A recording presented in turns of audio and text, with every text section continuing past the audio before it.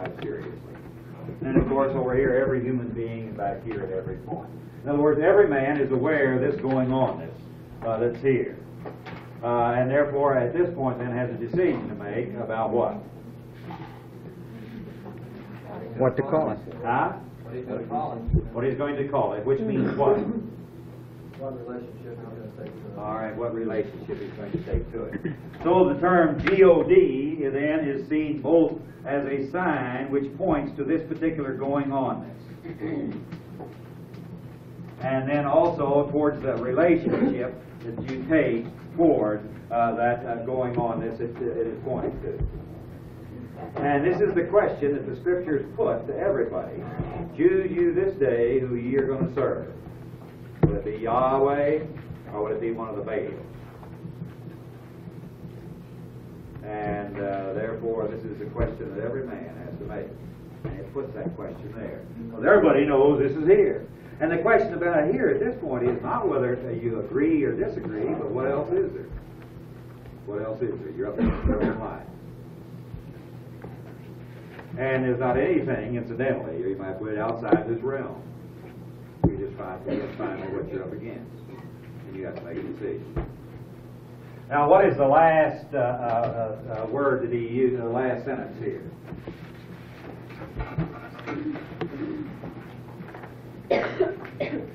God is the independent power beyond time, the master of the temporal, beyond being, yet working in it. All right. Here he pulls his final togetherness through this, or pulls his final gestalt into where always this power is there. Now let's go back and take a look. What does he point to here in 5? What goes on in 5? What? Mysterious power. All right, now what takes place there? What happening happens? There's material power, yes, but now what goes on?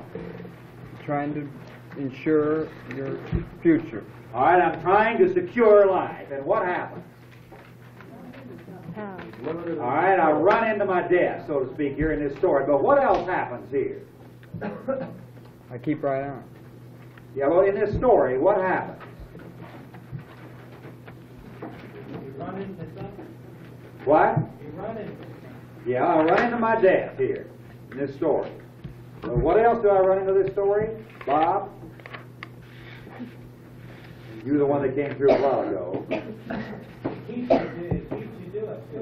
That which keeps you to it. The still small voice that keeps driving. In the story, what do we hear? Discover that you can't control. Yeah. You're foolish. All right, okay, all right. At this point here, when this comes in, the fool is there when you bump up against this limit. All right, now what in 8 do you see here? Excuse me, 4, 5, 7. What do you see there?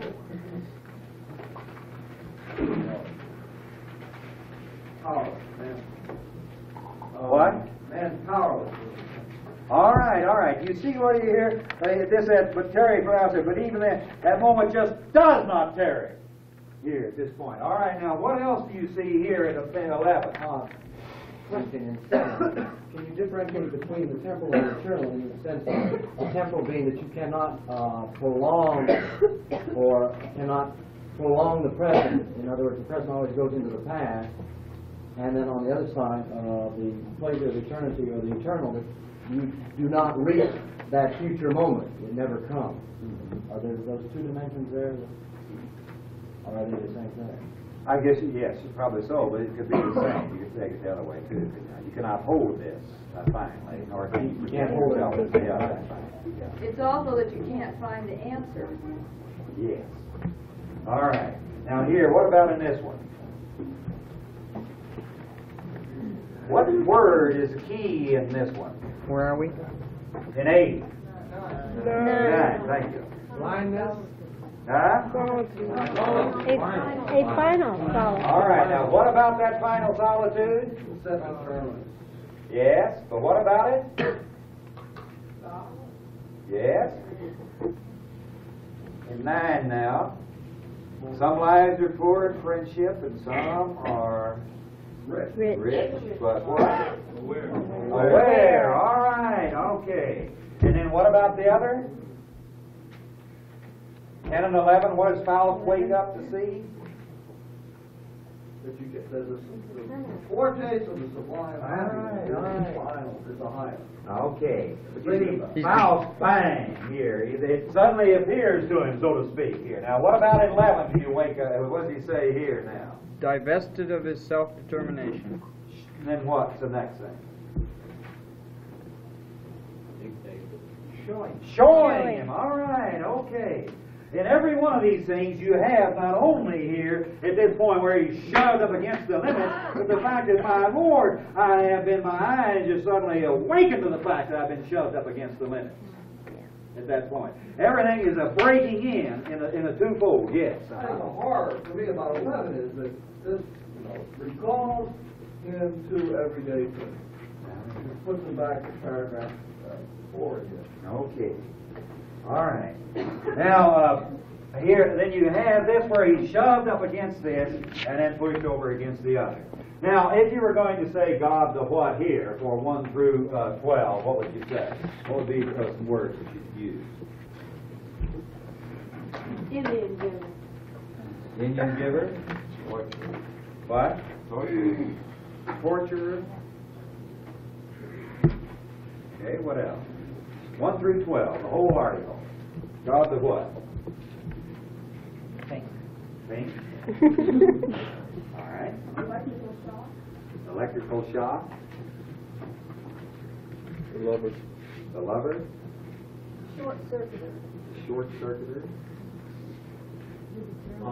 The determiner. The what? Father.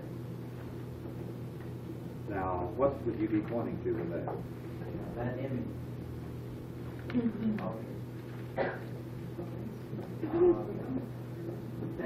That image of father. Me, old bastard. That's my father. And yeah. Or no, pops in my mind is the utter inescapability of this. Utter inescapability. The utterly inescapable. Omnipotent.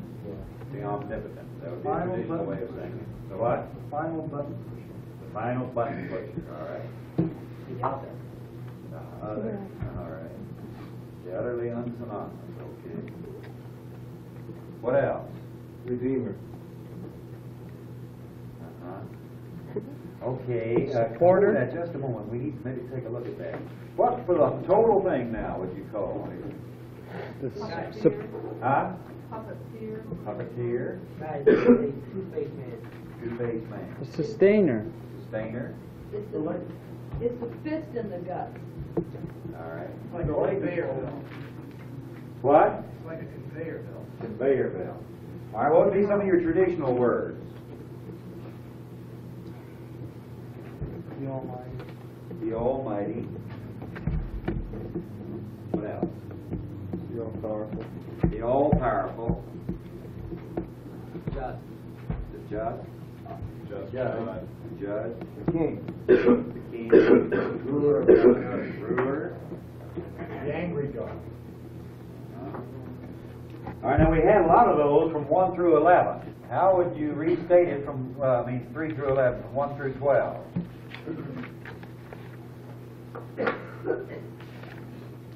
Holy other dash utterly present. All right. The Creator. Creator. Alpha and the Omega. The Alpha and Omega. Okay, now if we take Harrison's thing of God the Redeemer over against God the Creator, how would you put that up here? Where would you put that schematically?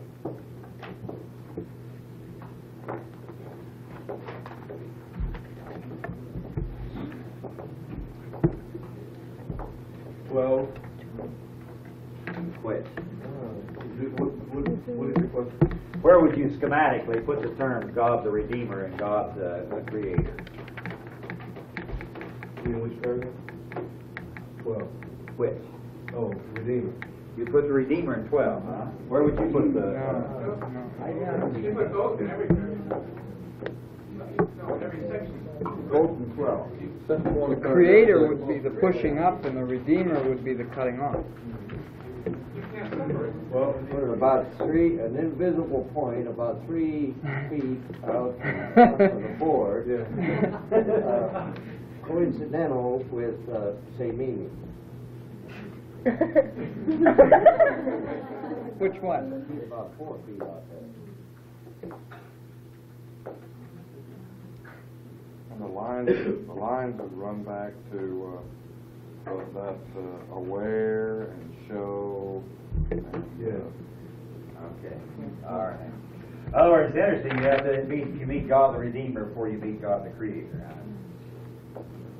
And without 1 through 11 here, there's no possibility of knowing what you need to be talking about without some abstraction here. It's only when you're over against that final totality that an awareness or this breaking in point. All right, now obviously this has been called what throughout history? By what other names have been given to this?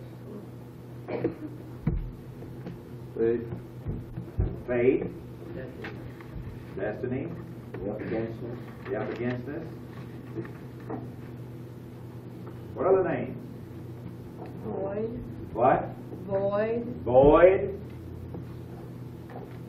God and the devil. The devil. We talking about 3 to 11? What? We talking about 3 to 11? Yes, this center part here. The total. Yes, there. There. Okay, those are the more of the traditional names that have been given the history of culture ideas of this. Now, today, Buhlmann wrote this.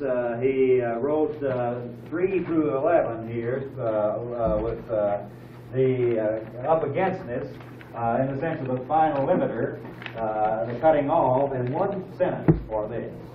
Would you write it the same today if you were going to write the article? Where would you change this article if you were going to change it? And if you were going to talk about the one who forces you into life, the one who shoves you, who gives, who places, how would you put that in relationship to the whole way in which the question of God is raised? And finally, where you have to make your decision.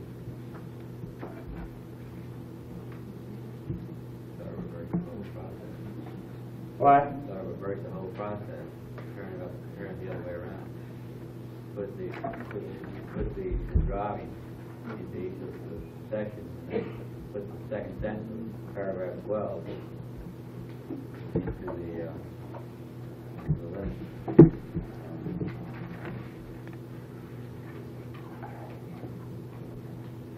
Well, I think we need to think of where we push in this area.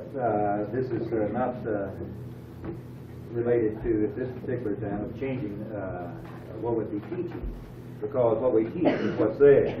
But we need to know where we would want to push ourselves, or where the question is coming in upon us, or to put it this way, we'd need to see how we'd be operating out of where the question of life is shoved at us, to finally push to where the question of life is shoved here, or to how you would go about pointing to that up against us with the term GOD. Well, one of the things I see is that one of the dimensions that's not in here is the fact that we're given the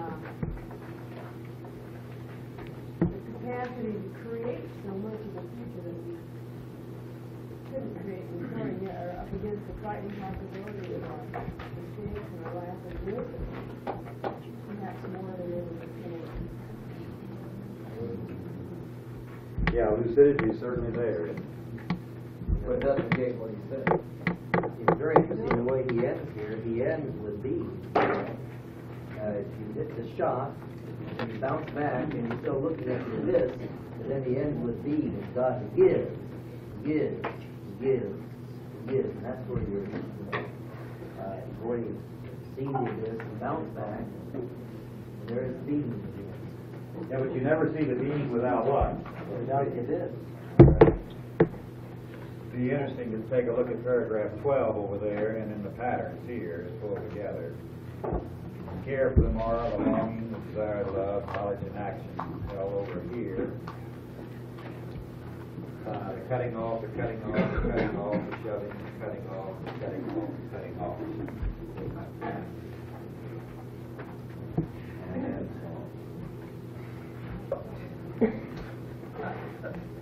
the anvil, vice, the clock again. Okay. So, let us end and move Joe? into, yes. One thing, where would you stop in terms of teaching the seminar? Would you push in terms of as many terms for God as you did? And would you splice the Redeemer business, or would you pull it out? I think where it stopped would be here, where which earlier point to arrive at this point with what your the final gestalt, and then you describe what the term God is pointing to this. But other names are used to point to it, and then finally you have to make a decision as to whether this is going to be God for you. So what I'm asking, I suppose, is when you went through sentences 1 and 2 in paragraph 12, then you went all the way back to the paper again and came back to sentence 3. Would you do this in the seminar? Would you go back to the paper the second time after sentences 1 and 2? With the words put and gives and places. Oh yes. Yes. You mean sentence 2 here? Sentence 2 here? Yeah. Yes. Yes. Otherwise, you do not finally get out the kind of over against us that this has for you. So are we going to come back and talk methodologically about the seminars? We can, yes. This was one of the difficulties I was hoping that we would get to at the end of it, and this is part of it. I want to try to go through how I would go through the seminar, realizing that you cannot finally go through the same way I go through here, and then describe the way that this would come about, where you make that distinction. We'll have longer time tomorrow, too. And if you have questions about the methodology or the way of going through it, let's raise it tomorrow. And we can discuss So that's the longing for the true and the beautiful. Well,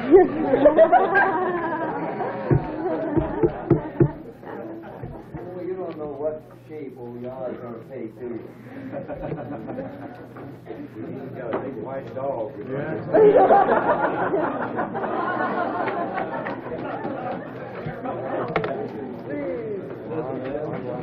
Well, let us rise and dismiss with the Lord be with you. And with thy spirit. Amen. Amen. Never get changed. You know that we operate on the principle that no course is changed in any way whatsoever until we meet in session like this and change it together. There's an odd thing about a revolutionary. He is an open man who closes his openness. The revolutionary is an open man who closes his openness. If he is open, he does nothing. And if he is closed, he does nothing. But he is the open man who closes his openness. This has been hard for the first lecture. Now, we're going to be dealing with God, and in this lecture, I mean to take it to pieces just inch by inch. We'll not have time to do this with all of them.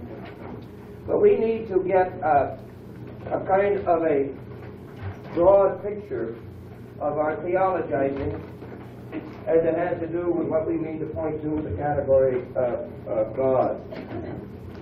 This lecture is not on God, mark you. It's on the God question. But if the teacher does not know exactly and precisely what he means to indicate by the category of God, he couldn't even begin to give this lecture. Now, in our time, relative to the question of God, there have been two master theological approaches. Now, these are the approaches behind approaches. One is called valuational theology. Now, I do not mean, when I say this is the master, that this is something that just happened in the last few years. In the last 100 years is what I'm talking about. There have been two approaches to this. One is valuational theology, and the other is theological realism. Now, you'll see in a moment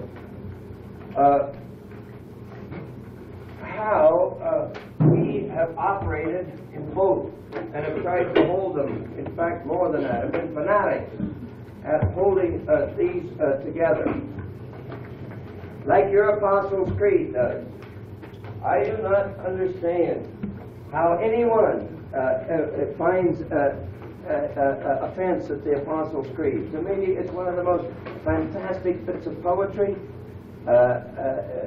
with the kind of poetic rationalism that I've never seen anyplace else. You take the beginning of it. I believe in God. That statement means nothing. And our fathers knew that that statement meant nothing. What's what it's pointing to on the other side of it? I believe in God, the Almighty. The Almighty. That's the way you spell Almighty? The Almighty. I believe in the enigmatic power. Now, that is theological realism.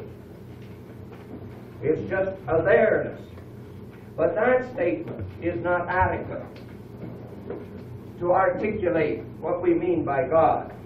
We have to give that statement the value of God. And therefore the Apostles' Creed says, the Father. And only when you have these two together do you know what you're pointing to when you use the term God. Now, in your Bultmann paper, you point to an enigmatic power. That is the most important term in that whole paper. Enigmatic power.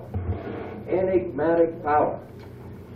If you who are teaching this paper have not taken that whole document together to pieces, then you are not finally ready to be anywhere near a first teacher. I mean, you have to know what the students do not know. And one of the things you have to know is the rest of that paper, down to A, B, C in it. The first part is the enigmatic power. The next part of the paper is that that power is our Father. Or only when we address that power as our Father, that is, give it the value of God, are we pointing to what the Christian church means to point to when it uses the verbal sign G-O-D. Now, when we deal with the term God, in the old term of the existential, not in the existentialistic understanding of the word existential, but in the old sense of that word, you first of all point to just a there-ness. Just a there-ness. And then, in the relational sense, you point to the value of God, or, and what word do you use here? The ultimate, or rather, my ultimate. And only when those two are together do you know what you're pointing to when you point to God. But that there-ness always has the quality of the final, the absolute. I don't like that word because I do not mean it valuational. I mean the beyond which you cannot go. That's what the word here, almighty, means, the final up againstness. I'll come back to enigmatic in just a moment. That is your existential aspect of God, and the relational aspect is the posture you take toward it. Now, Richard Niebuhr, I think you were pretty clear, and you need to read over and over again that article on, what's the name of it? The nature and existence of God. That's a far better paper than the Bultmann paper is in terms of our construct. The Bultmann paper does the job, I think, better. But Richard Niebuhr's paper is a far better paper, for he holds together there in that paper just the final there-ness of life, beyond which the imagination of man cannot image. That's what you're really talking about. And then he holds together the valuational part. That is to say, when you draw this figure, which is one of the figures behind all of our lectures, that this is can be your mother, your nation, some philosophical point of view, your family, etc. Anything here can have the value of God for a being. And when that has the value of God, then this is my God. And by the value of God, I mean that you bestow upon this the power to define your basic relationship. That's what you mean by assigning the value of God. Now, the term God, in that use of it, means nothing whatsoever in one sense. You could say the value of X, but then you have to be using the word that culture understands to be assigning the ultimate relationship in life. That's what you mean by assigning the value of God. If you lived in another culture, you might say that you're assigning it the value of Brahman. Or in another case, you're assigning it the value of Yah. Or you're assigning it the value of El. Or what have you. The ultimate value. And that means the power to define who you are or your relationship. This is what Luther meant when he says, there is no Christ until Christ is my Christ, or what Wesley meant when he said, there is no God save he become my God. He was dealing valuationally at that point. We hold these two theological approaches together. And from our point of view, you cannot finally be Christian. This is a heresy, and this is a heresy. When it's pulled apart, only when they're together are you talking about the Christian faith, or are you talking about that reality that every man knows about. Value theology. And I think we need to be awfully clear about that. But now when you talk about this reality, you have to put it in a sentence like this, and I mean in terms of the there-ness or the realistic understanding of what we mean by the term God. You have to have in your mind a statement something like this: the isness of the is-notness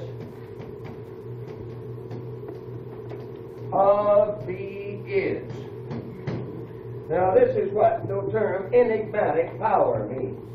That is to say, I'm in the midst of a going onness at a given point.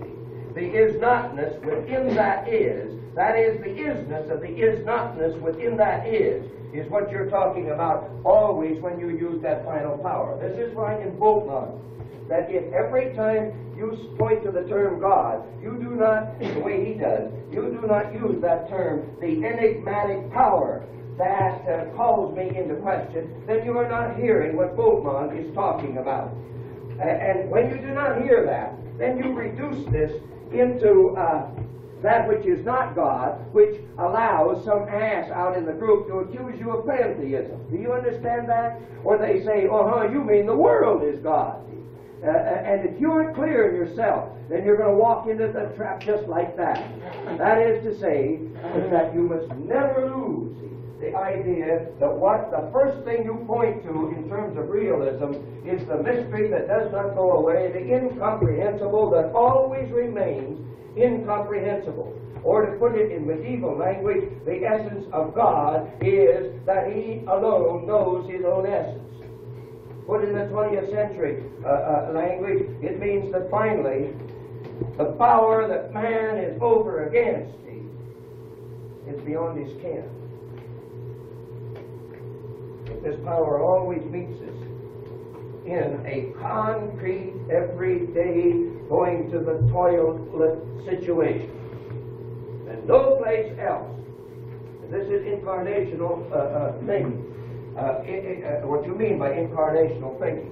Now, if you hold this together in terms of our high abstract category relative to God, which defines the recent theological grappling, then you have to think in terms of the category of being, in terms of the category event, and in the terms of the category address. And you know we put Tillich here. Now you translate that into this. This is the mystery. Or to put it another way, in hard-headed realism, it's the way things are. That is to say, that in Bultmann's paper, he's not saying that here you've got yourself a nice little dream out here and it gets cut off. No, he's not saying that. He's saying that is the way life is. Do you understand that? That is the way life is. It's just not a happening in your life. Hell, that's the way life is. That is the mysterious power, the enigmatic power that he's going to point to with the term God. But this way things are always meets you in a concrete situation. And here is Bultmann's particular power and where his emphasis is. But he knows this, and that word enigmatic power points to it. It's when my particular longings are frustrated. My desire to be accepted is just cut off. That I understand this. But I don't understand it yet. I've got to understand that in this, Joseph Wesley Matthews is addressed. That is to say, there isn't any God around. When Henry over here, he is frustrated with his law. No. It's only when Joseph is called, when my life is cut off, that you're talking about God in this particular sense. This holds these all three together.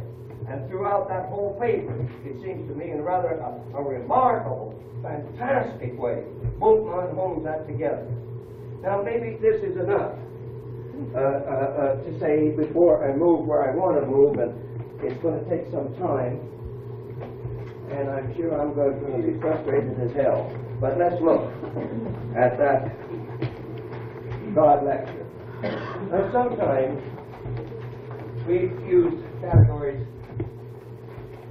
like this to build the lecture. These are the abstract categories, and this in terms of the old mood, as we call it, or the category of non-being, and here is the new mood, or the category of being. Now, in a way, this is built the same way, but I push these off to the side, and this is the inclusive categories of being, and this is the inclusive categories of non-being. I wish I had more blackboard, but I don't. Now, different people in our midst give this lecture in different ways, and that's fine.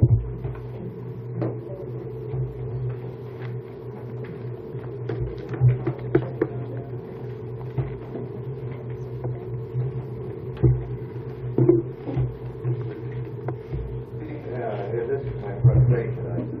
It's so damn complex that I can't remember. Forgive me while I put a little more up here.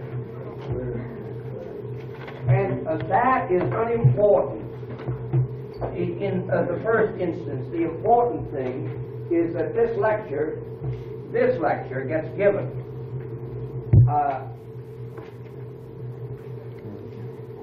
On the other hand, it's very important because that better be an art form.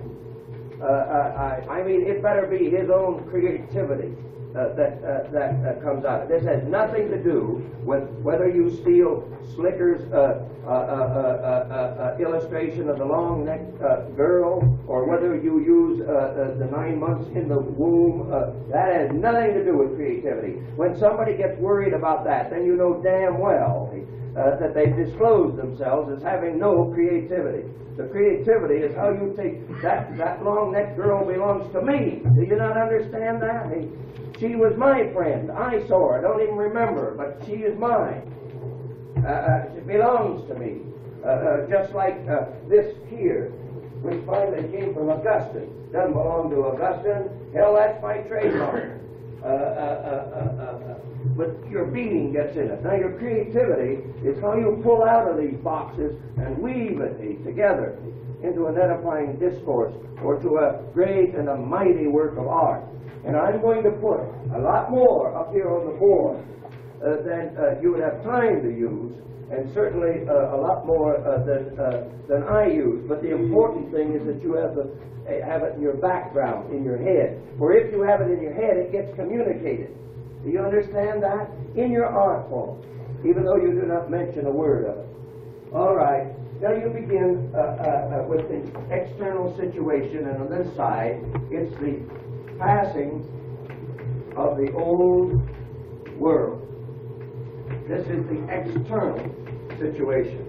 Over here, it's the emerging of